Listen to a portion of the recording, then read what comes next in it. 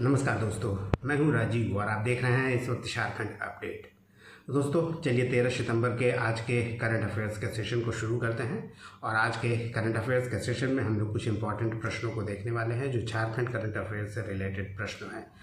और इन प्रश्नों को हम लोग व्याख्या के साथ देखेंगे, डिस्क्रिप्शन के साथ, और साथ में एक अभ्यास प्रश्न सेशन के अंत में। और इसका पीडीएफ आपको बहुत जल्द अवेलेबल हो जाएगा टेलीग्राम चैनल पे, आप ज्वाइन कर सकते हैं। डिस्क्रिप्शन में लिंक अवेलेबल करा दिया है मैंने। इसके अलावा मेरे एक्स अकाउंट को भी आप फॉलो कर सकते हैं @झार_अपडेट के URL से। तो चलिए 13 सितंबर के आज के झारखंड करंट अफेयर्स को शुरू करते हैं और शुरुआत कर लेते हैं लास्ट वीडियो में पूछे गए अभ्यास प्रश्न से। दोस्तों लास्ट वीडियो में मैंने पूछा था कि खेलो इंडिया यूथ गेम्स 2025 में झारखंड को कुल कितने पदक मिले। ऑप्शन ए है 158, ऑप्शन बी 117, ऑप्शन सी 60 या ऑप्शन डी 21। दोस्तों आपको बता दें कि खेलो इंडिया यूथ गेम्स जो आयोजित किया गया था बिहार और दिल्ली में, इसमें झारखंड को कुल 21 पदक हासिल हुए थे इस KIYG 2025 में। इसे और डिटेल में समझते हैं। दोस्तों आपको बता दें खेलो इंडिया यूथ गेम्स जो कि 2025 आयोजित किया गया, इसमें झारखंड ने कुल 21 मेडल हासिल किए थे, जिसमें से 8 स्वर्ण पदक भी थे और झारखंड को 14वां स्थान हासिल हुआ था, यानी मेडल टैली में 14वां स्थान हासिल हुआ था। और ये भारत सरकार के खेलो इंडिया स्कीम के तहत ये 7वां संस्करण था खेलो इंडिया यूथ गेम्स का। और इसका जो आयोजन किया गया था वो मई महीने में किया गया था, 4 से 15 के बीच, और बिहार और साथ में दिल्ली के भी कुछ शहरों में इसका आयोजन किया गया था।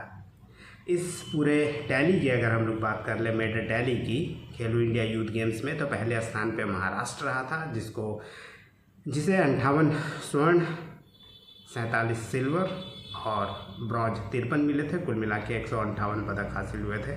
दूसरे स्थान पर हरियाणा और तीसरे स्थान पर राजस्थान रहा था, जबकि झारखंड का 14वां स्थान था। और झारखंड को कुल 8 स्वर्ण यानी 8 गोल्ड, 7 सिल्वर और 6 ब्रॉन्ज मेडल हासिल हुआ था, यानी कुल 21 पदक हासिल हुए थे झारखंड को इस खेलो इंडिया यूथ गेम्स में। तो ये था अभ्यास प्रश्न लास्ट वीडियो का। चलिए अब कुछ नए प्रश्नों को हम लोग देखते हैं। और नए प्रश्नों में जो आज का पहला प्रश्न है, निम्नलिखित में से किस संस्थान ने 4 सितंबर को 100 वर्ष पूरे किए हैं। Option A RINPAS, option B ISM, option C XLRI या ऑप्शन डी NIT। दोस्तों रांची स्थित कांके स्थित रिनपास के 100 वर्ष हो गए हैं 4 सितंबर को। वैसे इसका इतिहास काफ़ी पुराना रहा है, लगभग 200 वर्षों का। आइए इसे भी आपको बताते हैं। रिनपास की दोस्तों बात करें तो सबसे पहले तो आपको ये बता दें कि इसका जो फुल फॉर्म होता है Ranchi institute of neuro psychiatry and allied sciences होता है, यानी रांची तंत्रिका मनोविज्ञान एवं संबंध विज्ञान संस्थान अगर हिंदी में बात करें तो। और 100 वर्ष का सेलिब्रेशन 4 सितंबर से मनाया जा रहा है इसका। झारखंड में मानसिक स्वास्थ्य सेवाओं के लिए ये समर्पित संस्था है। और रिनपास का अगर इतिहास की बात करें तो लगभग 2 शताब्दी से अधिक पुराना इसका इतिहास है। और वर्तमान में यह रांची के कांके में स्थित है। 4 सितंबर को 2025 को इसका 100 वर्ष पूरा हो गया है। अगर पूरे इतिहास की बात करें रिनपास की तो दोस्तों आपको बता दें कि 1795 में बिहार के मुंगेर में ल्यूनेटिक एजाइलम के नाम से इसकी स्थापना की गई थी। 1821 में पटना कॉलेजिएट में इसका स्थानांतरण किया गया था। फिर अप्रैल 1925 में नामकुम में लाया गया और कुछ दिनों के बाद सितंबर में कांके स्थानांतरित कर दिया गया, जहाँ पे ये स्थापित है अब तक। अभी वर्तमान में कांके में ही ये रिनपास स्थापित है। और उस समय इसका नाम इंडियन मेंटल हॉस्पिटल रखा गया था कांके में।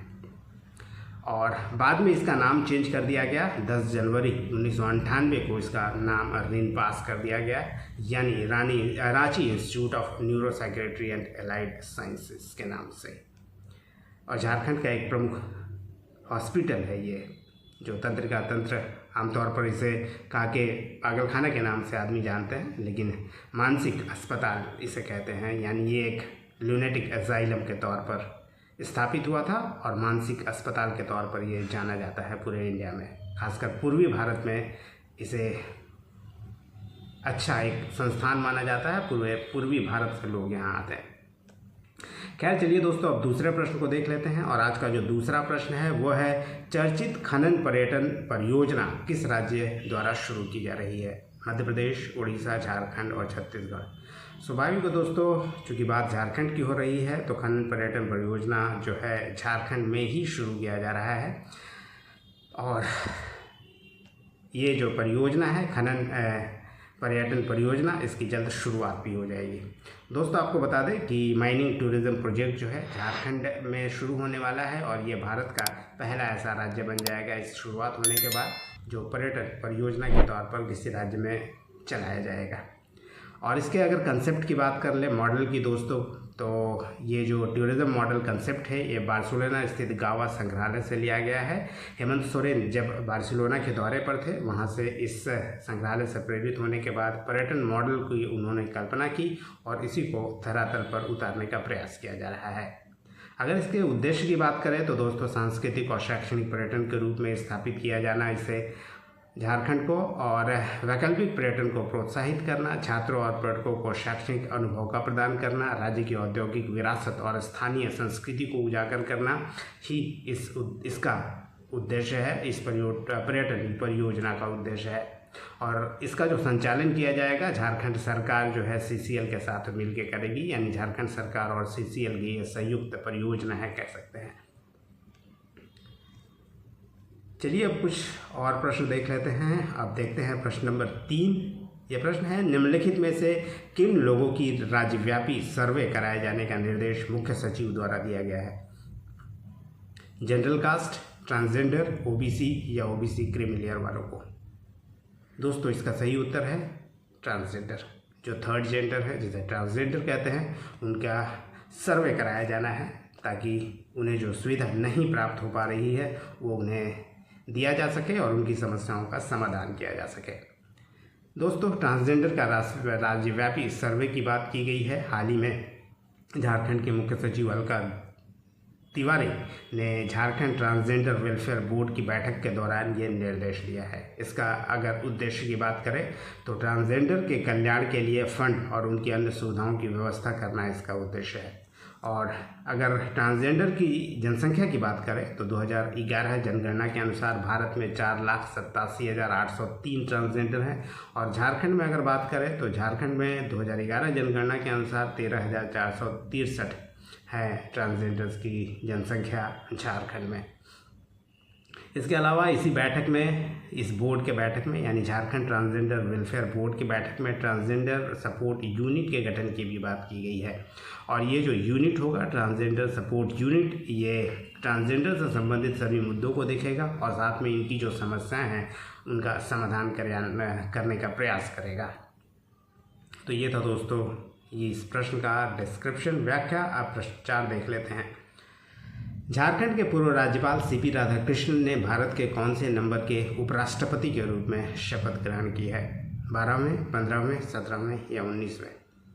दोस्तों झारखंड के पूर्व राज्यपाल CP राधाकृष्णन, जो कि वर्तमान में महाराष्ट्र के राज्यपाल थे, उन्हें अब भारत का उपराष्ट्रपति चुन लिया गया है। वो निर्वाचित हुए हैं और CP राधाकृष्णन ने उपराष्ट्रपति पद की शपथ भी ले ली है और भारत के वो 15वें उपराष्ट्रपति बन गए हैं। दोस्तों शपथ ग्रहण की बात करें तो 12 सितंबर 2025 को राष्ट्रपति द्रौपदी मुर्मू द्वारा राष्ट्रपति भवन में CP राधाकृष्णन को शपथ दिलाई गई। दोस्तों आपको ये भी पता होगा कि द्रौपदी मुर्मू भी झारखंड की राज्यपाल रही हैं, यानी झारखंड के 2 पूर्व राज्यपाल भारत के राष्ट्रपति और उपराष्ट्रपति बन गए हैं। 9 सितंबर को उपराष्ट्रपति का चुनाव हुआ था जिसमें CP राधाकृष्णन चुने गए थे और 15वें उपराष्ट्रपति अब बन गए हैं। CP राधाकृष्णन की बात करें दोस्तों, मूल रूप से वो तमिलनाडु के रहने वाले हैं। पूरा नाम अगर बात करें उनकी तो चंद्रपुरम पोन्नुसामी राधाकृष्णन नाम है। वो RSS से जुड़े हुए हैं। 2 बार कोयम्बटूर से सांसद रहे हैं, पूर्व अध्यक्ष भी रहे हैं BJP के तमिलनाडु के। महाराष्ट्र के 24वें राज्यपाल बने थे 31 जुलाई 2024 को और इससे पहले वो झारखंड के राज्यपाल थे 18 फरवरी 2023 से जुलाई 2024 तक, और वो झारखंड के 11वें राज्यपाल हुआ करते थे। अब पाँचवें नंबर प्रश्न को दोस्तों देख लेते हैं। और पाँचवा नंबर प्रश्न है, कृतिका सुमन को किस देश में प्रतिनिधित्व करने के लिए वर्ल्ड यूथ फेस्टिवल असेंबली 2025 के लिए चयनित किया गया है? नेपाल, जापान, चीन या रूस? दोस्तों यह देश है रूस। रूस में वर्ल्ड यूथ फेस्टिवल असेंबली का आयोजन किया जाना है, जिसमें झारखंड की देवघर की कृतिका सुमन का चयन किया गया है। अब बात करें कृतिका सुमन की, तो देवघर की रहने वाली है। वर्ल्ड यूथ फेस्टिवल असेंबली 2025 के लिए उनका चयन किया गया है। 17 तारीख से यह कार्यक्रम शुरू होगा रूस के निजनी नोवर्द शहर में। 17 से 27 सितंबर के दौरान इसका आयोजन किया जाना है।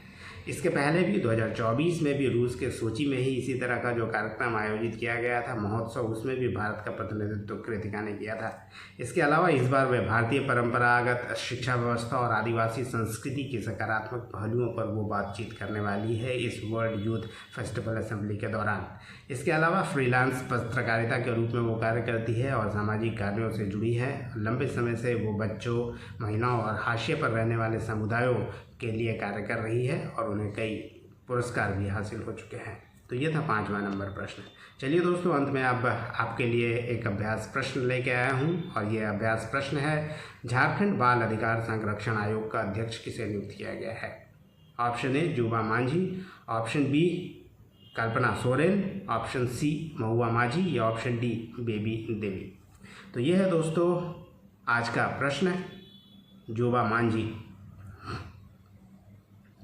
तो ये प्रश्न है और ये 4 ऑप्शन है आपके पास। इस चारों में से एक उत्तर का जवाब आप कमेंट में कर सकते हैं।